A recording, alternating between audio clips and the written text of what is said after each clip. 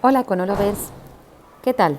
Bueno, pues hoy vamos a hacer un vídeo porque he pensado que sería positivo que hablásemos de los ratios para aquellos que habéis tenido que faltar y no habéis podido asistir a clase.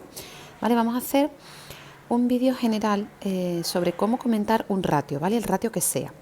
En primer lugar, vamos a analizar qué es un ratio. Un ratio no es más que una división, ¿vale? Tendremos a A, que podrá ser, que te digo yo, el activo o el pasivo, el patrimonio neto, lo que sea, y B. Entonces, A partido por B, nosotros lo vamos a comparar siempre con la unidad, ¿de acuerdo?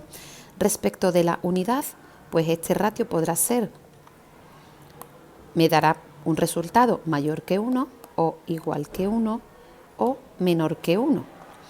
Si me da un resultado mayor que 1, ¿qué quiere decir? Pues quiere decir que A es mayor que B. Si por ejemplo estuviésemos viendo un ratio, vamos a utilizar los ratios, por ejemplo, que tenemos aquí arriba, ¿no? El de tesorería. Pues ¿qué querría decir?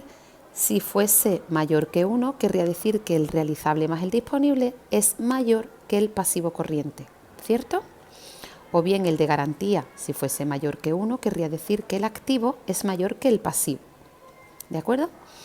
En cambio, si un ratio cualquiera fuese igual a 1, esto implicaría que A es igual que B. En estos, por ejemplo, ¿qué sería? Pues si fuese igual a 1, ¿qué querría decir? Que el realizable más el disponible son igual que el pasivo corriente. Si fuese aquí igual a 1, querría decir que el activo es igual que el pasivo. Y así todo esto lo podríamos extrapolar a cualquier otro de los ratios.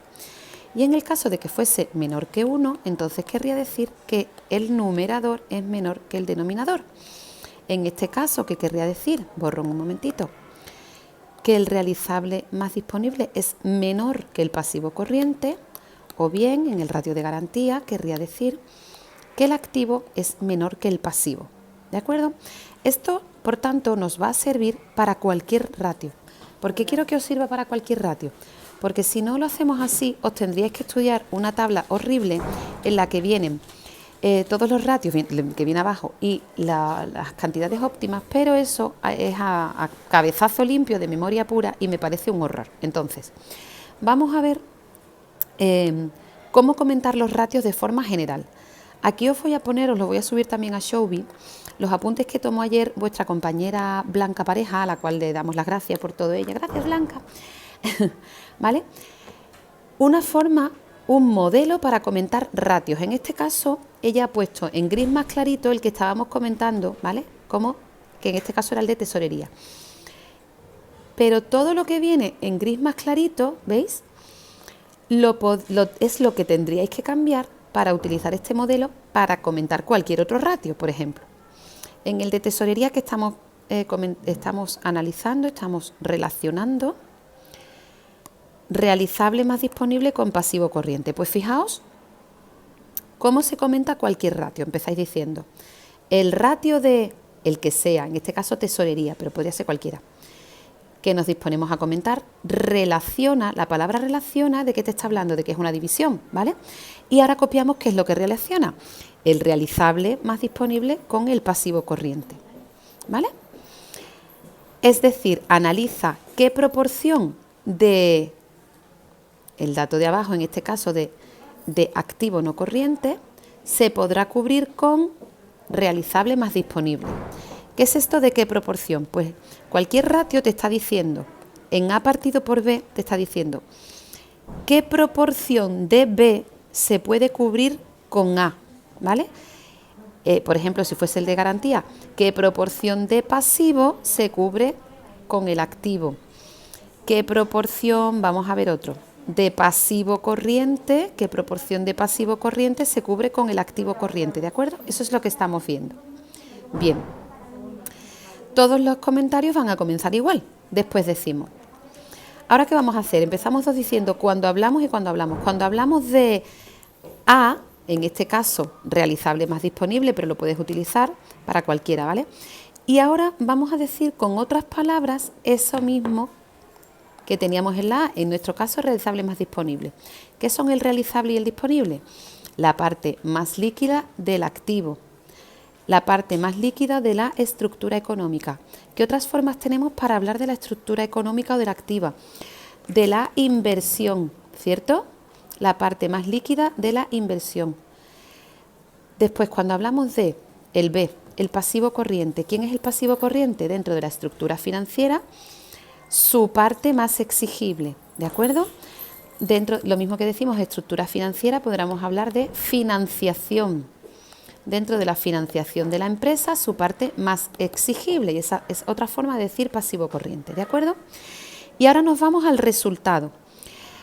El resultado, lo que te haya salido de realizable más disponible entre pasivo corriente, en este caso era 1,63, ¿vale? Pues decimos, al resultar del ratio de tesorería, o el que tú estás analizando, 1,63, podríamos decir que el realizable más disponible son mayores que el pasivo corriente. Aquí ya lo estás comparando con la unidad, con esto que hemos hecho aquí abajo. Si es mayor que 1, quiere decir que A es mayor que B.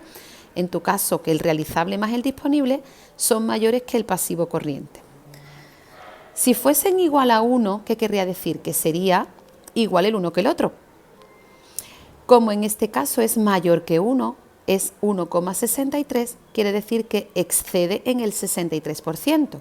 Es decir, realizables más disponibles son mayores que el pasivo corriente, es decir, podremos garantizar la liquidez para hacer frente al 100% del pasivo corriente y nos sobrará un 63. 1,63 es equivalente al 163%. Esto lo veis, ¿verdad? De todo ello podemos concluir que la empresa se encuentra en un estado de estabilidad financiera normal. ¿Por qué sabemos que es normal?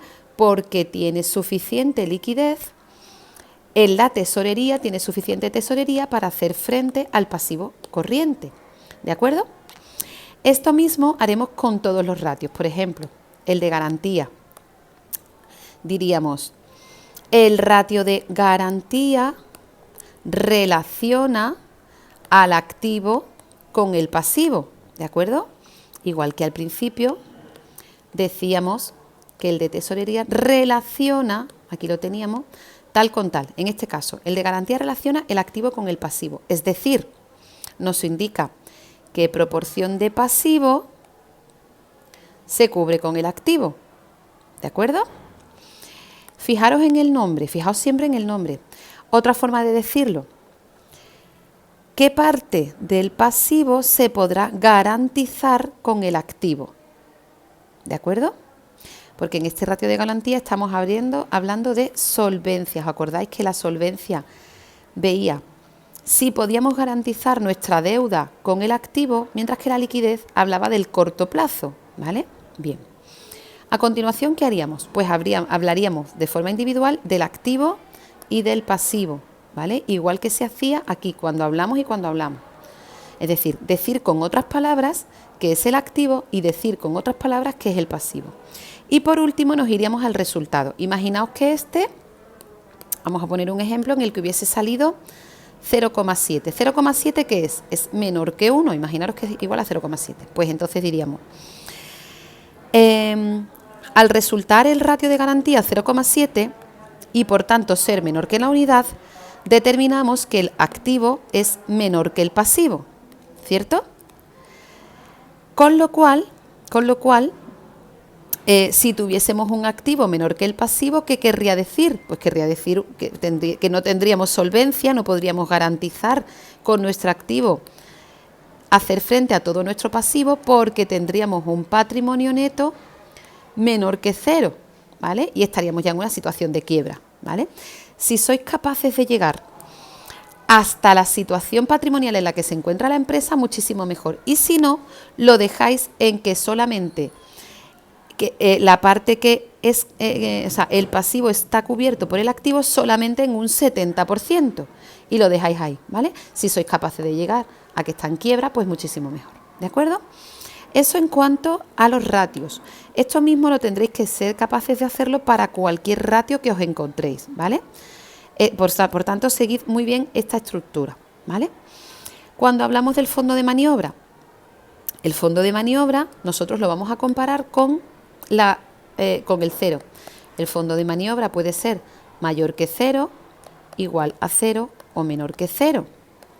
Como el fondo de maniobra es igual a activo corriente menos pasivo corriente, ¿qué querrá decir un fondo de maniobra mayor que cero? Pues que el activo corriente es mayor que el pasivo corriente y por tanto sí tendremos suficiente activo corriente, para hacer frente al pasivo corriente. Si es igual a cero, activo corriente igual a pasivo corriente, ¿qué querrá decir?